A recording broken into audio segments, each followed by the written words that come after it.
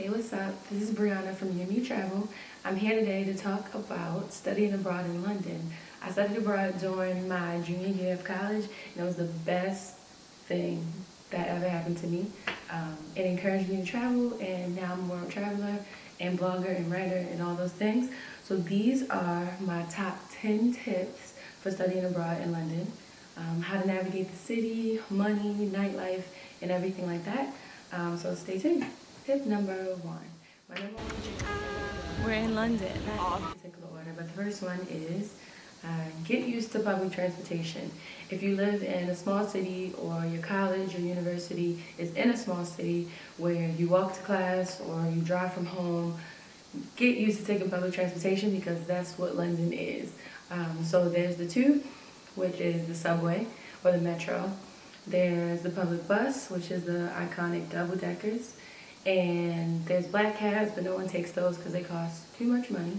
So I wanted to show you what my Oyster card looks like. This is an Oyster card. See if we can look. It's basically your Metro card. So if you've ever been to New York City or anywhere else, this is your lifeline in London.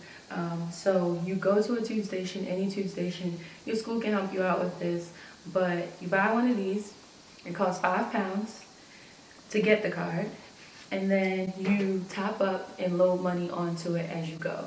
So you keep the card. When you get on and off the bus, you can tap it. It's contactless, so you just tap it right on the machines. And when you're going in and out of the tube station, you tap it right on the machine. It'll read it, and that's how you'll get around. You can also use Apple Pay on your phone, which I discovered a little bit too late. But if you ever lose your card and you're trying to get home, use Apple Pay. You just put your phone up to the machine on the bus, and that'll work too.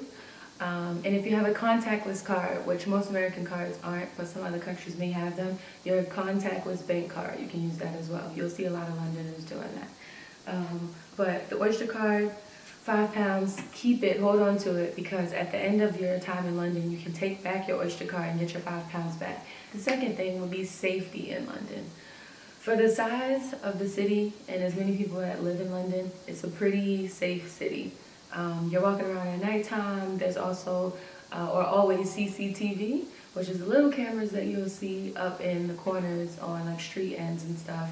But basically, it's watching. So if some shit go down, it's probably captured on CCTV. I personally wasn't worried about my safety or concerned at any point while being in London.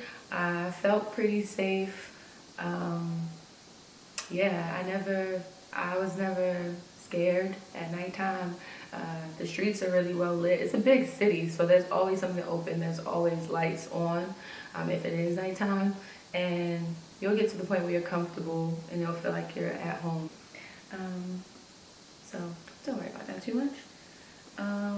Walking a lot more. I never really walked at my university. I mean, I walked to and from class, but it's a small, like 8,000 person school. So there wasn't any really far distances that I had to walk. Walking from one side of campus to the other was 10 minutes. So it really wasn't anything major. In London, my student accommodations to my campus, I went to London Metropolitan University, was a 40-minute walk.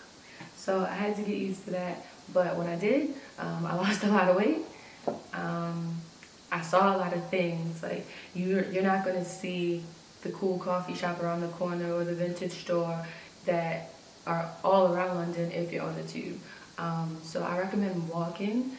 Maybe not at first because it is kind of confusing. It's like the roads, it's just unfamiliar territory, so it's going to be confusing. But after a while, I got used to it, and as a way to save money and to get exercise and see new shit, I would walk to class 40 minutes. It was like a breeze. It felt like 20 minutes, but I saw a lot of stuff, found a lot of cool places that I wouldn't have. The market breakdown. So since you're going to be a student in London, if you go to a nice school, there's a school called Regents that some of my friends went to, Regents University of London. My school, however, did not provide any type of food. So there was food that you could buy, but there was no student allowance or meals worked into our semester bill, nothing. So we had to pay for everything. In our accommodations, we had kitchens. Some of my friends had shared kitchens. I had my own kitchen in my room, which was pretty cool. So I had to make my own meals. So the market breakdown is Lidl's. Lidl's is one of the cheapest markets in the UK, Lidl. And it's actually coming to the States pretty soon, if it's not already here. But this is like your Aldi, or probably just like Aldi. It's like one of the cheap, or ShopRite. It's a really cheap market with decent quality food. You won't go there and get anything exquisite, but they have all your basics for the bottom line price.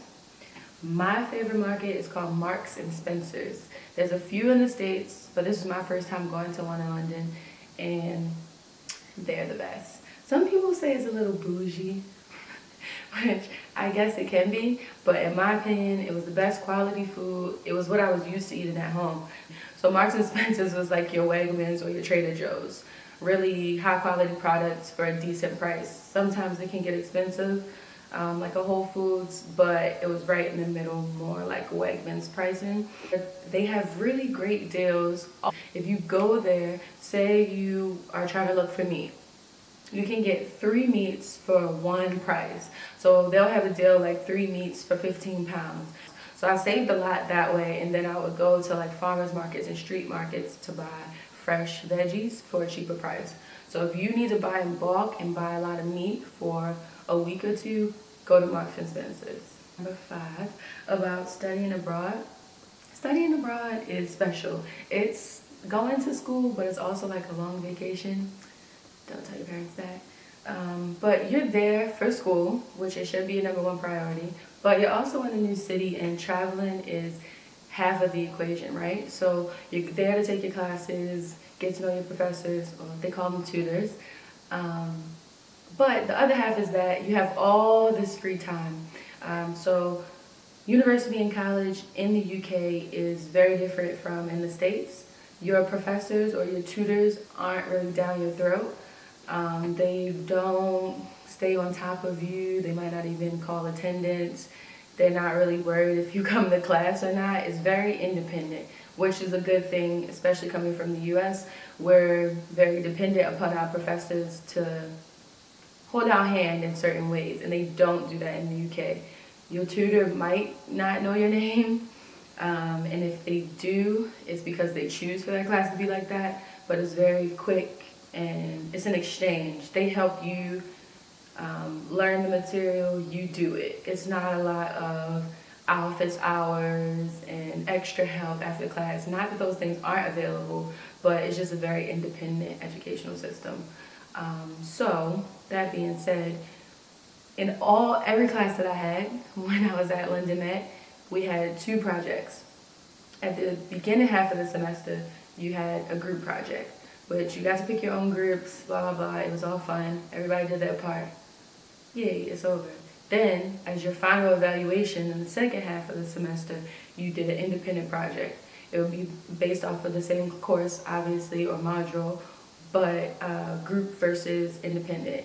No quizzes, no tests, no hand holding throughout the process. I truly felt like I was on my own and independent in my studies. And for me, that worked. For everyone, it doesn't. So that's something to think about when you're considering where to go during your study abroad time. So, yeah. But study abroad is just like one big long vacation. Like you go to class, I went to class. I didn't skip class like I do at home. But you go to class, you do your work, you interact with people in your courses, but you have hella free time after class, before class, during spring break, weekends. Like it's so much free time that it's impossible to be bored or to just go to class and go back at home. Like at home, we have a lot of things going on and extracurriculars. Since you're new, it's not a lot of that. It's mainly just class. You can get involved on campus, but it's a little harder, especially if you're only there for 1 semester, like I was. So I recommend when you leave school, go a different way, take a different route, get on the tube and get off somewhere different, and maybe walk the rest of the way back to your accommodations or your dorm. And that's the only way you're going to find new stuff. Definitely don't go to London and just go to class and go right back to your apartment, because you'll waste time and just like precious time that should be spent discovering the city. Because that's what half of study abroad is. Half learning, half cultural immersion. Number 6 would be making friends by stepping out of your comfort zone. So when I first got to London, I didn't come with a school group. I was the only person from my university at London that semester. Nobody else wanted to come. And I met friends in class because that's the easiest way. That's how I made friends at home, and I carried that same thing to London with me.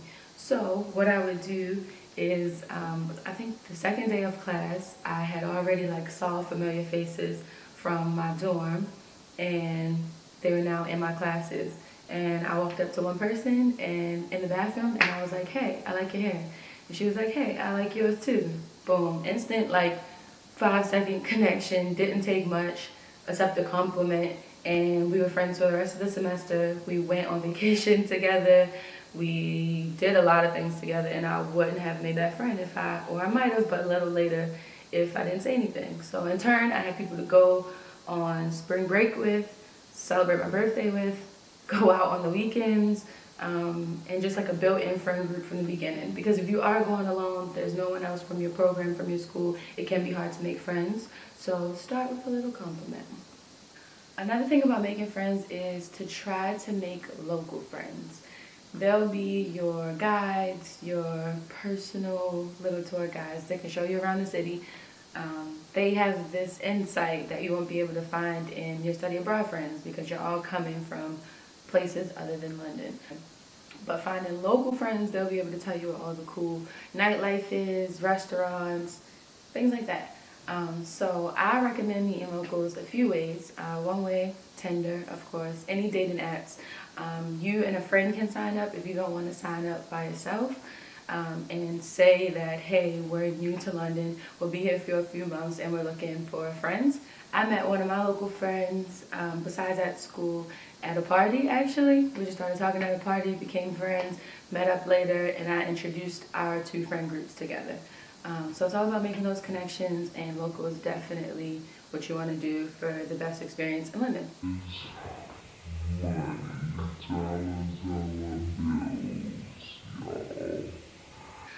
So when I was in London, the exchange rate was through the roof, probably still is, almost always is. Right now, this very second, $1 equals 76 pence, which is cents in pounds.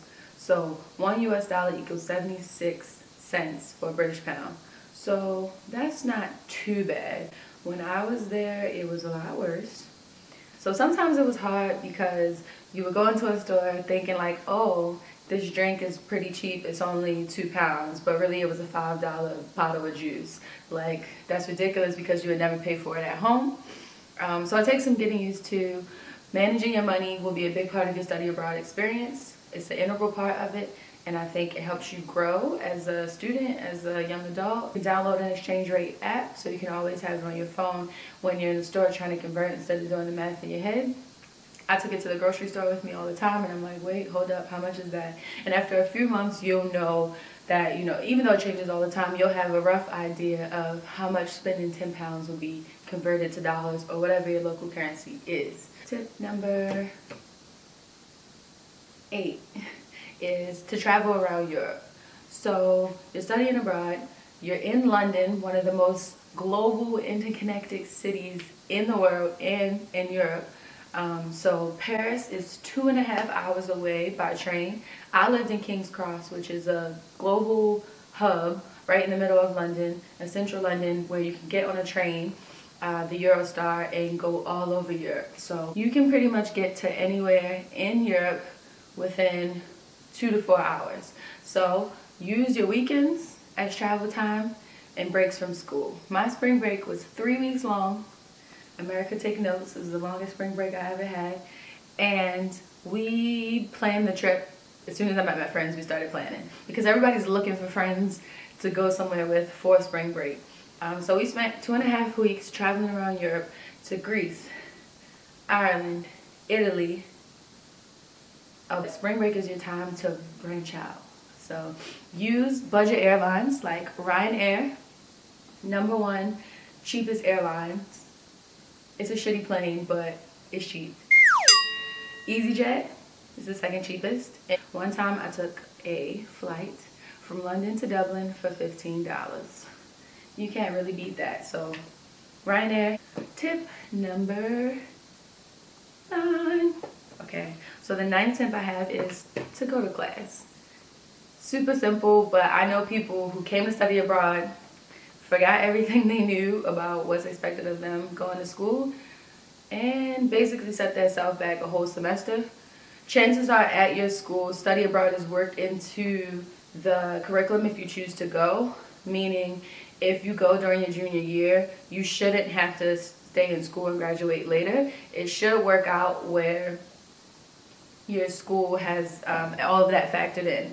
So I still graduated on time, but I had to take a few more extra classes.